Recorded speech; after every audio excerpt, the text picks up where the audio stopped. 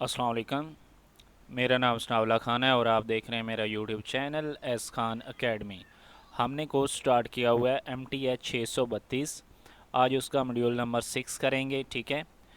और मैं आपको बताता चलूँ कि इस चैनल पे इंशाल्लाह आपको VU के बारे में फुल अप टू डेट चीज़ें मिल जाया करेंगी, ठीक है। जो भी अनाउंसमेंट आएगी एक्सेट्रा कुछ भी होगा तो आपको इस चैनल पे मिल जाएगा, ठीक है। तो आज के मॉड्यूल में हम क्या डिस्कस करेंगे? Algebraic operations and geometric representations of complex number.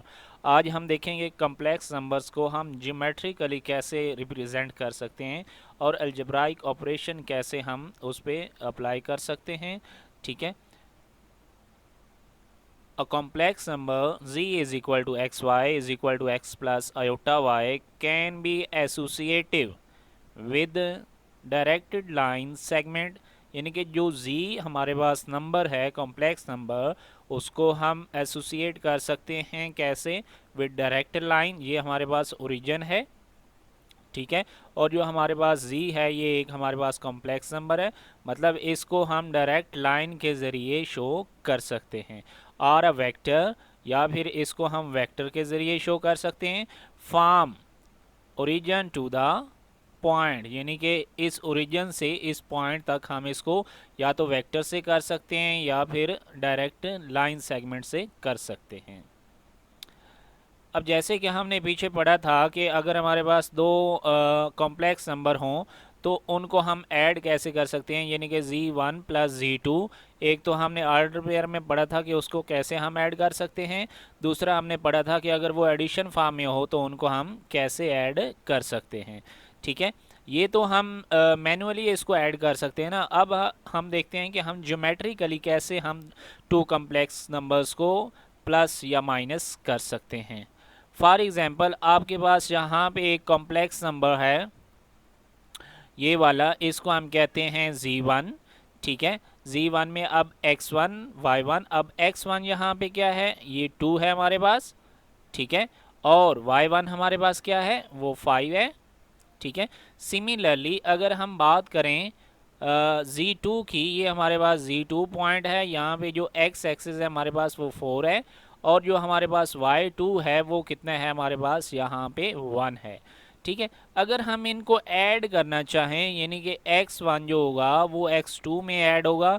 x1 हमारे पास कितना है, 2 है, और x2 हमारे पास कितना है, 4 है, ठीक है। तो जब हम 2 और 4 को ऐड करेंगे तो ये हमारे पास कितना बनेगा, 6 बनेगा, यानी कि x एक्सिस तो 6 बन गया। दूसरा y एक्सिस क्या होगा, इसका y एक्सिस 5 है और इसका y एक्सिस 1 है, ठीक है। तो 5 एंड 1 कितना बन जाएगा, 6 बन जाएगा, ठीक है। तो यहाँ पे यहाँ तक इसका 6 बनेगा। अब इसके क्रॉसपॉइंट यहाँ पे हमें एक पॉइंट मिलेगा जिसको हम कहेंगे Z1 प्लस Z2, ठीक है। जिसमें क्या होंगे, उसके पॉइंट कौन से होंगे, x1 plus x2 and y1 plus y2। अगर इसको हम देखें तो ये हमारे पास क्या है, अगर हम इसका देखें तो ये हमारे पास यहाँ से लेके अब यहाँ तक क्या है, y1 प्लस y2, और यहाँ से लेके यहाँ तक हमारे पास क्या है, x1 प्लस x2, ठीक है।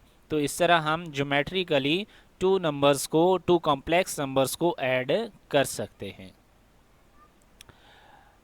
Similarly, we can calculate the difference Z1 minus Z2 in the complex number। हम difference भी find कर सकते हैं। इसको मैं लिख सकता हूँ Z1 plus into minus Z2। अब फॉर एग्जांपल मैं Z2 एक नंबर यहाँ पे ले लेता हूँ, ठीक है, और Z1 मैं यहाँ पे ले लेता हूँ, ठीक है। अब Z2 की मैं प्रोजेक्शन ड्रा करता हूँ जो कि हमारे पास नेगेटिव नंबर में आएगी, माइनस Z2, और इसके कोऑर्डिनेट हमारे पास क्या होंगे, माइनस x2 माइनस y2।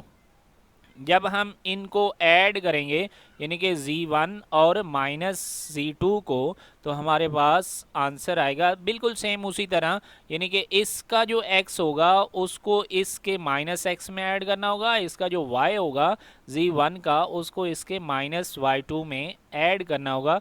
तो हमारे पास जो आंसर आएगा वो हमारे पास किसका वेक्टर बनेगा, Z1 माइनस Z2 का।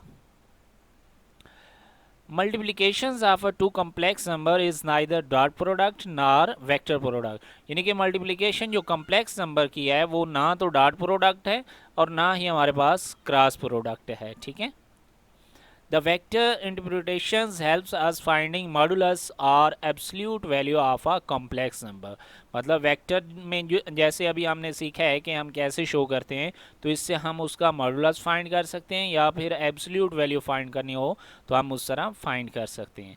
कैसे? Geometrically the modulus of z is equal to x y, यानी कि ये ऑर्डर पेयर में है, x1 plus iota y is distance between the point x y and the origin. यानी कि अगर हमने मॉडुलस फाइंड करना हो तो मॉडुलस असल में क्या है, वो डिस्टेंस है ओरिजिन से उस पॉइंट का।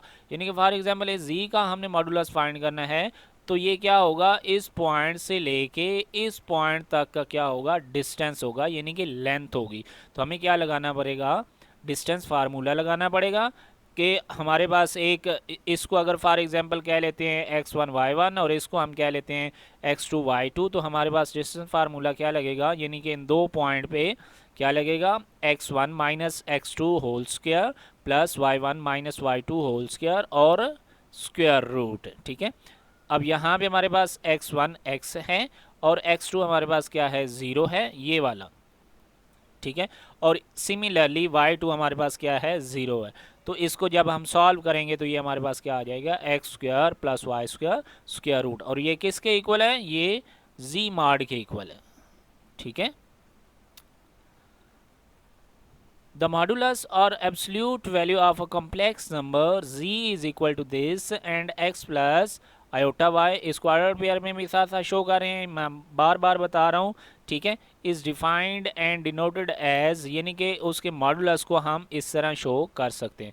फॉर एग्जांपल अगर आपके पास z is equal to x plus iota y is a real, यानी कि x प्लस एक z जो है वो रियल नंबर होगा, कब, जब हमारे पास इमेजिनरी पार्ट क्या होगा, 0 होगा, यानी कि z is equal to x plus iota 0। अगर इसका हमें मॉडुलस फाइंड करना पड़ जाए तो हम कैसे फाइंड करेंगे, z mod is equal to, अब इसका तो 0 का तो स्क्वायर हम ले नहीं सकते, एक्स स्क्वायर, और एक्स स्क्वायर हमारे पास क्या आ जाएगा, एक्स मॉड के इक्वल आ जाएगा, ठीक है।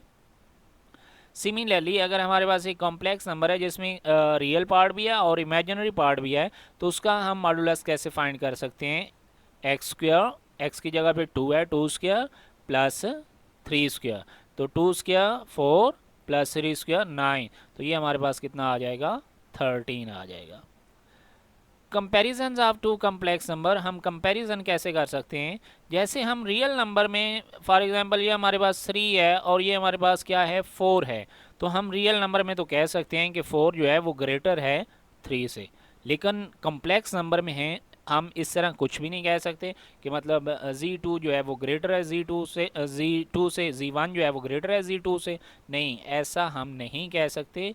हम कैसे इसको कंपैरिजन कर सकते हैं, हम इसका मॉडुलस फाइंड करते हैं, तो जिसका मॉडुलस ज़्यादा होगा वो क्या होगा, ग्रेटर होगा, और जिसका मॉडुलस कम होगा वो क्या होगा, स्मॉल होगा, ठीक है।